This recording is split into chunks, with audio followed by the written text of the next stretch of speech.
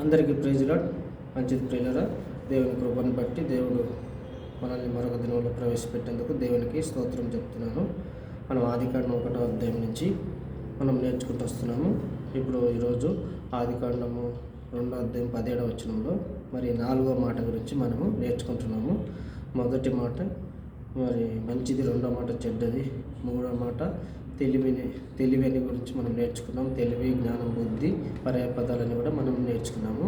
ఈరోజు 4వ మాట ఏంటంటే వృక్షం అనే మాట గురించి మనము నేర్చుకున్నాము. తర్వాత ప్రియులారా, వృక్షము అనే మాట బైబిల్లో మరి ఎన్నిసార్లు రాయబడినది కూడా మీకు తెలియజేస్తాను. మరి ఇప్పుడు దేవుని వాక్యంలో మనం వృక్షం అనే మాట మరి ఆదికాండము 1వ అధ్యాయము 11వ వచనంలో మొట్టమొదట రాయబడింది ప్రియులారా. అయితే మనం లాస్ట్ వీడియోలో కూడా చూసినాము. అయితే మరొక వీడియో మరి వృక్షం పైనే మరి పెట్టాలని మరి దేవుడు నాకు తలంపించాడు. అందువరకే దేవునికి స్తోత్రములు చెప్పుకుంటున్నాను ప్రియులారా. మరి ఈరోజు మనము మరి వృక్షం అనే మాట గురించి మనము నేర్చుకోబోతున్నాం. ఇప్పుడు మనం దేవుని వాక్యాన్ని చదువుకున్నాము. చూడండి, మీ దగ్గర బైబిల్ ఉంటే మీరు కూడా బైబిల్ చదవండి. బైబిల్ లేకుంటే మరి ప్లే స్టోర్లో, సెల్ ఫోన్లో కూడా మరి బైబిల్ అవైలబుల్గా ఉంది. ప్లే స్టోర్లోకి వెళ్ళి ఓన్లీ బైబిల్ అని టైప్ చేయండి. మీకు ఏ భాష కావాలంటే ఆ భాష బైబిల్ మీరు చదవచ్చు. బైబిల్ చదవండి. బైబిల్ ఇది మత గ్రంథం కాదు, మార్గ గ్రంథం. దేవుని కాడికి మనల్ని తీసుకుపోయటానికి మరి దేవుడు మనుషుల కొరకు రాసిన లెటర్ అన్నమాట. కనుక ఈ లెటర్ మీరు చదవండి. మీ సందేహాలు, మీకున్న డౌట్స్ అన్నీ కూడా మరి బైబిల్ చదవటం వల్లనే మీకు తీరుతాయి. ఎవరిని అడిగినా మీకు డౌట్స్ తీర్చలేరు. కనుక అది అసంపూర్ణంగానే ఉంటుంది. కనుక దేవుని వాక్యం పరిపూర్ణమైనది, దేవుని వాక్యం పరిశుద్ధమైనది, దేవుని వాక్యం విలువైనది. అది ఎండి కన్నా, బంగారం కన్నా మరి కోరదగినది, జుంటు తేనె దారుల కన్నా అది మరి మధురమైనది. ప్రియులారా, మీరు దేవుని వాక్యాన్ని చదివి మీరు దేవుని యందు విశ్వాసం ఉంచండి. మరి దేవుని గురించి చెప్పండి. ఈరోజు ప్రియులారా, మనము మరి వృక్షం అనే మాట మరి బైబిల్లో చాలాసార్లు రాయబడింది కాబట్టి మరి వృక్షం అనే మాట మనం ఒకసారి ఆదికాండము 13వ అధ్యాయము 18వ వచనంలో కూడా వృక్షం అనే మాట రాయబడింది ప్రియులారా. మరి ఇక్కడ నేను చదువుతాను, ఒకసారి మీరు జాగ్రత్తగా వినండి. ఆదికాండం 13వ అధ్యాయం 18వ వచనంలో, అప్పుడు అబ్రాహాము తన గుడారం తీసి హెబ్రోన్లోని మమ్రే దగ్గర ఉన్న సింధూర వనములో అక్కడ యెహోవాకు బలిపీఠము కట్టెను. చూడండి, మరొకసారి చదువుతాను. అప్పుడు అబ్రాహాము తన గుడారం తీసి హెబ్రోన్లోని మమ్రే దగ్గర ఉన్న సింధూర వనములోనికి అక్కడ యెహోవాకు ఒక బలిపీఠము కట్టెను. సింధూర వనములో దిగి అక్కడ యెహోవాకు బలిపీఠము కట్టెను. చూసారండి, సింధూర వనం. కనుక ఇక్కడ చాలా రకాల చెట్లు ఉన్నాయి. చూడండి, మనకు సింధూర వృక్షం మనకు తెలుసా? కొంతమందికి తెలుసు, కొంతమందికి తెలియదు. అయితే అది ఎట్లుంటుందని ఎవరికైనా తెలుసా? అయితే కొంతమందికి తెలుస్తుంది, కొంతమంది తెలియదు. కనుక బైబిల్లో ఎన్ని చెట్లు ఉన్నాయని కూడా రాయబడింది, ఎన్ని వృక్షాలు ఉన్నాయని కూడా రాయబడింది. ఇంగ్లీష్లో ట్రీ అంటారు అన్నమాట. కనుక చూడండి, మరి మనము దేవుని వాక్యం చదివినప్పుడే మనకు ఈ లోకంలో మరి తర్వాత ఈ సృష్టిలో మరి భూమి మీదే కాదు వేరే గ్రహాలు కూడా ఏమున్నాయి అనేది కూడా మరి దేవుడు మనకు తెలియజేస్తాడు. ఆకాశంలో ఏమున్నాయి, తర్వాత ఆకాశం పైన ఏమున్నాయి, ఎన్ని ఆకాశాలు ఉన్నాయి, తర్వాత ఎన్ని మరి ఈ లోకంలో ఎన్ని గ్రహాలు ఉన్నాయి, మరి ఎన్ని నక్షత్రాలు ఉన్నాయి, మరి నక్షత్రాల పేర్లు ఏమున్నాయి, అవన్నీ కూడా మనం బైబిల్ చదవటం వల్లనే మనం తెలుసుకుంటాం. ప్రియులారా, మీరందరూ కూడా బైబిల్ చదవండి. సరే, మన పాఠానికి వస్తాము. చూడండి, ఇక్కడ మరి అబ్రాహాము తన గుడారం తీసి హెబ్రోన్లో ఉన్న మమ్రే దగ్గర ఉన్న సింధూర వనములో అక్కడ యెహోవాకు బలిపీఠం కట్టెను. చూడండి, ఇక్కడ సింధూర వృక్షం అంటే సింధూరం అంటే మరి చాలామంది అది చాలా మరి దాన్ని ముఖానికి పూసుకోవడానికి, ఇంకా మరి కొంతమంది ఇక్కడ మరి అది మరి సువాసనకు సంబంధించింది అనమాట. సువాసనకు సంబంధించింది, అది పరిమళ ఎగజల్లేదన్నమాట. అంటే మరి అది ధూపద్రోవములు, తర్వాత మరి ఇంకా వేరే చాలా చెట్లు ఉన్నాయి. అయితే ఆ చెట్లలో కూడా ఇది కూడా సింధూర వృక్షం అనేది ఒకటి సువాసన ఇచ్చే చెట్టు అనమాట. దీని పేరు చిందూరము అనే మాట మనం బైబిల్లో చాలాసార్లు చూస్తాము. కనుక ప్రియులారా, మరి ఈ సింధూర వనమై ఉందన్నమాట. వృక్షం ఒకటి కాదు, ఇక్కడ వనం అంటే తోట అనమాట. వనం అంటే తోట, గార్డెన్. చూడండి, మరి ఈ యొక్క సింధూర వనం దగ్గర అబ్రాహాము తన తన గుడారము వేశాడు అనమాట. చూడండి, అబ్రాము తన గుడారము అక్కడ వేశాడు. అయితే అక్కడ ఏం చేశాడంటే బలిపీఠం కట్టాడు. మరి వృక్షం అంటే మరి నీడనిస్తుంది కదా, మనకు చల్లగా నీడనిస్తుంది. మరి ఆ ఒక సింధూర వనం, మరి చెట్టు కాదు వనం. వనం అంటే తోట. మనం మామిడి తోట కాడికి పోతే ఎట్లా వస్తుంది మ్యాంగోస్ వాసన, మనం లెమన్ తోట కాడికి నిమ్మ తోట కాడికి పోతే లెమన్ వాసన వస్తుంది. అట్లా ఏ తోట కాడికి పోతే ఆ తోట ఆ వాసన మనకు వస్తుంది అనమాట. అయితే ఇక్కడ సింధూర వనం అంటే తోట. అయితే ఆ తోట వాసన చాలా చక్కగా మరి అబ్రహాంకు వస్తుంది అనమాట. అక్కడ చాలా ఉండడానికి మరి అబ్రహాంకి ఎంతో మంచిగా అనిపించింది. అంత మాత్రమే కాదు, అక్కడ అబ్రహాము మరి దేవునికి బలిపీఠం కట్టాడు. చూడండి, మరి అక్కడ దేవునికి బలిపీఠం కట్టాడు. బలిపీఠం అంటే మనము దేవునికి ప్రతిష్ఠించుకోవటం అనమాట. చూడండి, బలిపీఠం అనే గురించి మనం నేర్చుకోవాలన్నప్పుడు ఆ బలిపీఠం అంటే ఏంటి, బలిపీఠము ఎందుకు చేస్తారు, మరి బలిపీఠం ద్వారా మనకి ఏం ప్రయోజనం అనేది అవన్నీ కూడా బలిపీఠం గురించి మీకు మరి ఆ ఒక పదం వచ్చినప్పుడు మీకు చెప్తాను. ఇప్పుడు మన అంశం ఏంటంటే వృక్షము. కనుక ఇక్కడ సింధూర వృక్షము దగ్గర మరి అబ్రహాము మరి బలిపీఠము కట్టాడు. చూడండి, మరి ఈ యొక్క సింధూర వృక్షములో మరి ఎలాంటి సువాసనలు వస్తాయంటే మరి చాలా చక్కగా మనకు మంచి సువాసనలు వస్తాయి. అంత మాత్రమే కాదు, చూడండి మరి 12వ అధ్యాయము 6వ వచనంలో కూడా ఇదే మాట రాయబడింది.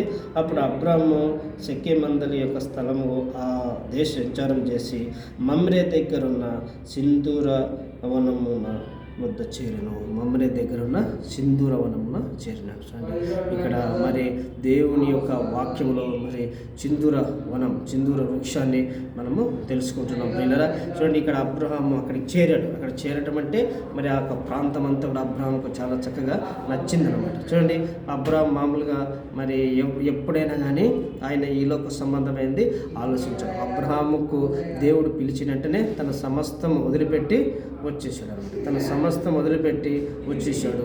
అయితే అబ్రహాము దేవుని సన్నిధిలో మరి ఈ విధంగా తనకు తాను తగ్గించుకొని మరి ఆయన దేవుని మాటకు విధేయత చూపి ఎప్పుడైతే వచ్చాడో అబ్రహాము దేవుడు ఆశీర్వదించాడు.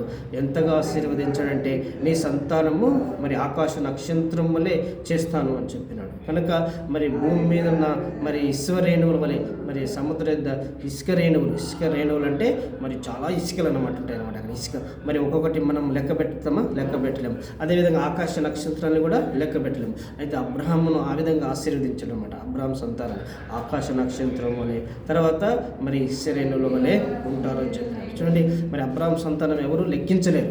అబ్రహాం సంతానం అంటే ప్రభువైన యేసుక్రీస్తునందు విశ్వాసం ఉంచిన వాళ్ళందరూ కూడా అబ్రహాము సంతానమే.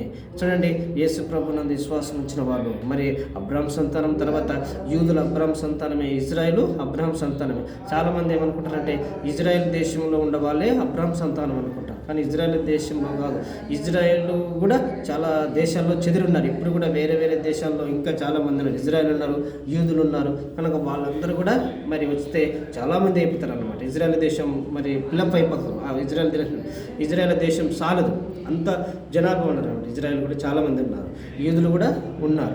అంత మాత్రమే కాదు, మనమందరం కూడా ప్రభువైన యేసుక్రీస్తునందు విశ్వాసం ఉంచడం వలన మనం అబ్రహాము మరి సంతానం అయిపోయాం. అందుకే అబ్రహాముకు విశ్వాసులకు తండ్రి అని దేవుడే ఆ ఒక బిరుదు మరి అబ్రహాముకు ఇచ్చాడు. ఎవరైతే మరి విశ్వాసం కలిగి ఉంటారో వారు అబ్రహాము ఒక ఆశీర్వాదంలో పొందుతారు. చూడండి, ఇక్కడ మరి అబ్రహాము సింధూర వనం దగ్గర ఉన్న బలిపీఠం కట్టాడు. కనుక బలిపీఠము దేనికి సాదృశ్యం అంటే బలిపీఠం తాను దేవునికి సమర్పించుకున్నాడు అన్నమాట. కనుక మనం కూడా దేవునికి సమర్పించుకున్నప్పుడే మనము దేవుని వాక్యం చదివే విషయంలో సమర్పించుకోవాలి, దేవుని సువార్త చేసే విషయంలో సమర్పించుకోవాలి, ఇతరుని ప్రేమించే విషయంలో మనం సమర్పించుకోవాలి, ఇతరులకు మనము మరి మంచి చేసే విషయంలో మనము సమర్పించుకోవాలి. కొంతమంది చెడు చేసే విషయంలో సమర్పించుకుంటారు అనమాట.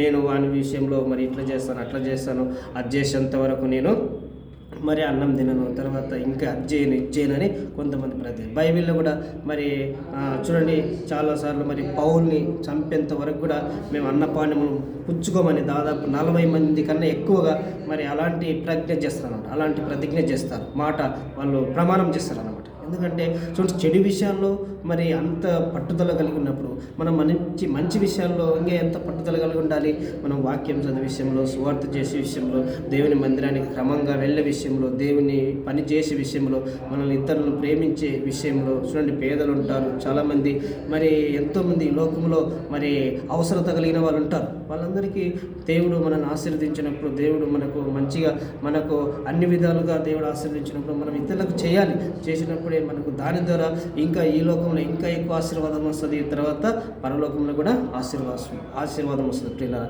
కనుక చూడండి, మరి దేవుని సన్నిధిలో మనము నేర్చుకునేది ఏంటంటే చిందుర వృక్షం దేనికి సాదృశ్యం అంటే సువాసనకు, తర్వాత మరి చాలా మంచి వాసనకు మరి సాదృశ్యంగా ఉంది. తర్వాత మనం కూడా ఈ లోకంలో చిందుర వృక్షం అంటే చాలా చక్కగా మరి అది మంచికి సువాసన ఇచ్చేదిగా ఉంటుంది. మనం కూడా ఇతరులకు మంచి వాసన ఇచ్చే వాళ్ళం. అంటే వాసన అంటే మన సాక్ష్యం అన్నమాట. వాసన అంటే మనం సబ్బు పెట్టుకొని మనము సెంటు కొట్టుకుని ఆ వాసన కాదు. సరే కొట్టుకోవచ్చు, మంచిది, తప్పేం లేదు, కానీ అది ఆ వాసన కాదు. చూడండి, మనము దేవునికి మన సాక్ష్యము, మన మాటలు, మన జీవితంలో మన జీవిత విధానాన్ని దాని సువాసన అంటారు అనమాట. చూడండి, కనుక ఇక్కడ సింధూర వృక్షం రెండోది ఏం చేస్తుందంటే మన సాక్ష్యానికి సాదృశ్యంగా ఉంది, తర్వాత మన గుణానికి సాదృశ్యంగా ఉంది, ఆ తర్వాత మన మంచితనానికి సాదృశ్యంగా ఉంది, తర్వాత మనము దేవుని పట్ల మనం చూపే ప్రేమకు సాదృశ్యంగా ఉంది, ఆ తర్వాత మనము ఇతరులను ప్రేమించే ప్రేమకు కూడా మనం సాదృశ్యం ఉంది. కనుక చాలామంది మరి కుటుంబాన్ని ప్రేమిస్తారు, తర్వాత భర్తను ప్రేమిస్తారు, భార్యను ప్రేమిస్తారు, పిల్లల్ని ప్రేమిస్తారు. చూడండి, ఇవన్నీ కూడా మరి ప్రేమకు సాదృశ్యం. చూడండి, సింధూర వృక్షం కిందికి ఎవరు పోయినా కానీ మరి కాదంటదా, ఎవరిని కూడా కాదండి. మీరు మా దేశస్తులు కాదు, మా కులస్తులు కాదు, మా ప్రాంతం వాళ్ళు కాదు, మా దేశం వాళ్ళు కాదు అని అంటుందా? మనం అంటాం మన దేశం వాళ్ళు కాదు, మన మతం వాళ్ళు కాదు, మన కులం వాళ్ళు కాదు అని అంటాం అన్నమాట. కనుక ఇలాంటి భేదాలు మనసులో ఉంటాయి, కానీ మరి వృక్షాలలో చెట్లలో ఉండవన్నమాట. చూడండి, సింధూర వృక్షము అక్కడ దేవుడు మరి ఆ ఎండ వేళలో మరి అబ్రాహాం అక్కడ ఉన్నాడు, అక్కడ బలిపీఠం కట్టాడు, తను సమర్పించుకున్నాడు. కనుక ప్రియులారా, మరి దేవుడు మొట్టమొదట మరి అబ్రాహాము బలిపీఠము కట్టిన చోటు 12వ అధ్యాయము 7వ వచనంలో 6-7 వచనాలు చదివితే అక్కడ మొట్టమొదటి బలిపీఠం కట్టినట్టు మనం అబ్రాహాం చూస్తాము. తర్వాత ఇప్పుడు ఇది రెండో బలిపీఠం అనమాట.